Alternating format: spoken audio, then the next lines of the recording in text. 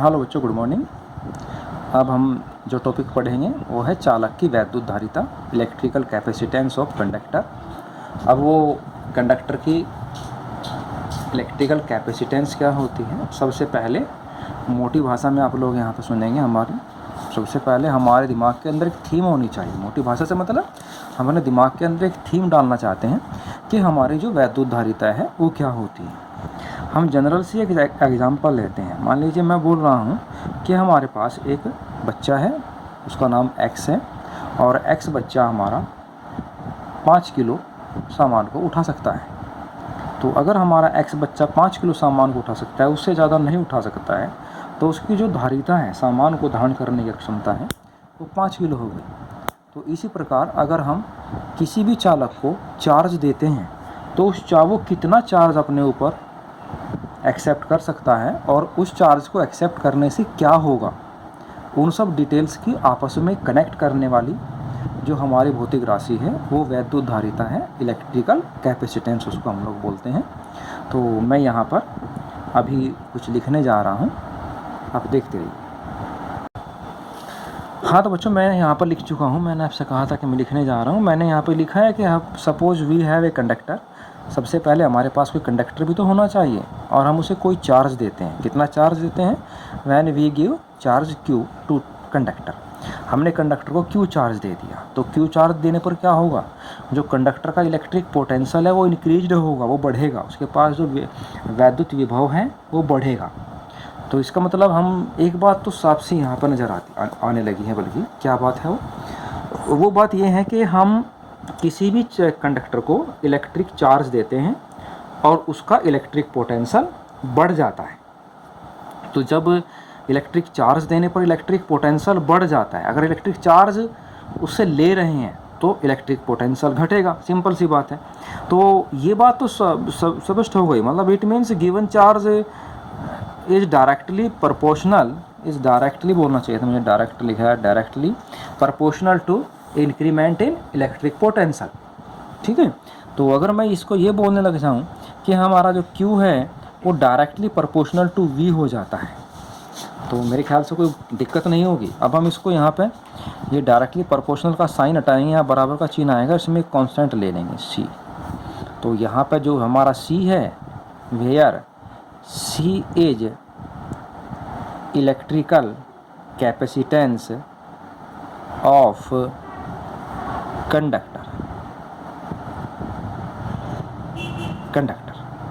तो मैं यहाँ पे C is equal to Q upon V लिख सकता हूँ। ये हमारा यहाँ पे हो जाता है। तो ये हमारा एक फॉर्मूला बन गया। तो इसका मतलब ये है कि किसी भी चालक को अगर हम कोई आवेश देते हैं, सबसे पहले मैं हिंदी में बोल रहा हूँ कि किसी भी चालक को कोई आवेश देते हैं, आवेश देने पर उसके विभव में होने वाली वृद्धि के अनुपात को चालक की वैद्युत धारिता बोलते हैं। तो अब मैं इसको एज इट इज लिख रहा हूँ, आप भी देखते रहिए। हाँ तो बच्चों, मैंने यहाँ पे परिभाषाएं लिख दी हैं ऊपर वाले फॉर्मूले के हिसाब से, और मैंने यहाँ पे लिख दिया है इसको कि किसी चालक की वैद्युत धारिता चालक को दिए गए आवेश और चालक के वैद्युत विभव में होने वाली वृद्धि के अनुपात के बराबर होती है। तो इसी को हम लोग ट्रांसलेट कर रहे हैं इंग्लिश में। The electrical capacitance of a conductor is equal to the ratio of given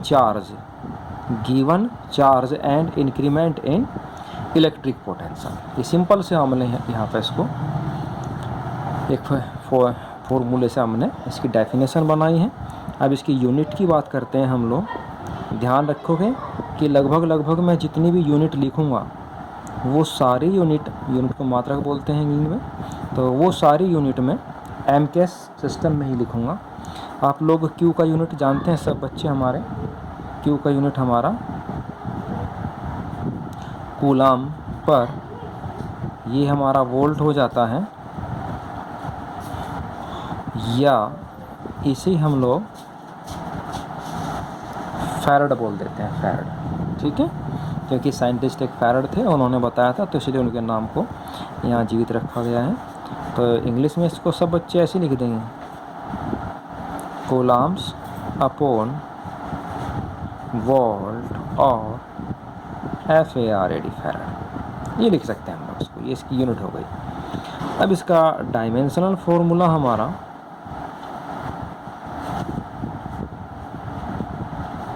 dimensional formula जो होता है, चलिए मैं यहाँ डायमेंशनल फॉर्मूला आपको निकाल के दिखा देता हूँ। तो हमारा डायमेंशनल फॉर्मूला ऊपर तो कूलाम होता है, कूलाम में नीचे वोल्ट का आप तोड़ लीजिए, वोल्ट हमारा होता है जूल पर कूलाम। तो अगर मैं इसको एडजस्ट करने लग जाऊँ तो हमारा कूलाम का तो स्क्वायर हो गया अपॉन, सॉरी ये इंग्लिश में लिख दिया मैंने, ये जूल हो गया। तो कूलाम स्क्वायर का तो हमारा डायमेंशनल फार्मूला 80 होता है कूलाम का, तो और हमारा स्क्वायर हो जाएगा अपॉन जूल का हमारा सब जानते हैं ml² T⁻²। ये वेल नोन होता है, सभी को याद होना चाहिए, अगर नहीं भी है तो आप कर लीजिए, ये हमारा वेल नोन होता है, ठीक है। सबको ये हर वक्त याद होना चाहिए, जिसको याद नहीं है वो भी इसको याद कर सकता है। तो हमारा ये हो गया। जब हम इसको एडजस्ट करेंगे तो हमारा ये हो जाएगा m⁻⁻1 l⁻⁻2 t⁻4 और a⁻2। ये हमारा यहाँ फाइनल हो जाता है, ठीक है। इसके और भी बहुत छोटे छोटे से मात्रक होते हैं और मैं उनको यहाँ पर लिख दे रहा हूँ, आप ध्यान से देखेंगे सब बच्चे। हाँ तो बच्चों मैंने यहाँ पे लिख दिया है कि हमारा जो छोटे मात्रक होते हैं वो माइक्रोफैरड होते हैं। माइक्रो का मतलब 10⁻⁻6 हो जाता है। फिर पिकोफैरड होते हैं, पिको का मतलब 10⁻12 होता है। ये इसके छोटे मात्रक होते हैं। और आपको एक बात और ध्यान रखना है कि it is a scalar quantity. Scalar quantity मतलब हमारा अदिश राशि, अर्थात इसकी कोई दिशा नहीं होती, इसकी कभी दिशा नहीं देखते हम लोग।